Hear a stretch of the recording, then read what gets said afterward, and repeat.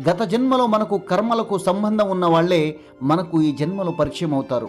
అందుకే ఎన్నో కోట్ల మంది ఉన్న ఈ భూమి మీద కేవలం కొద్ది మంది మాత్రమే మన జీవితంలోకి వస్తారు. పని అయిపోగానే వెళ్ళిపోతారు. ప్రతి పరిచయం వెనక మన మనస్సుకి, మేధస్సుకు కూడా అంతుపట్టని అంతరార్థం ఉంటుంది. శ్రీరాముడు అయోధ్యను పరిపాలిస్తున్న రోజుల్లో ఒక సంఘటన జరిగింది. సభాభవనం బయట ధర్మగంటను ఎవరో మోగించారు. ద్వారపాలకులు వెళ్ళి ఎవరా అని చూశారు.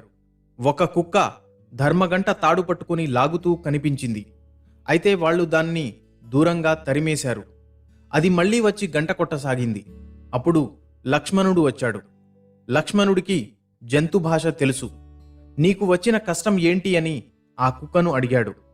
నేను రాముల వారితో మాట్లాడాలి అంది ఆ కుక్క. లక్ష్మణుడు వెళ్ళి రాముడికి ఈ విషయం చెప్పాడు. కుక్కతో మాట్లాడేదేమిటి అని అనుకోలేదు రాముడు.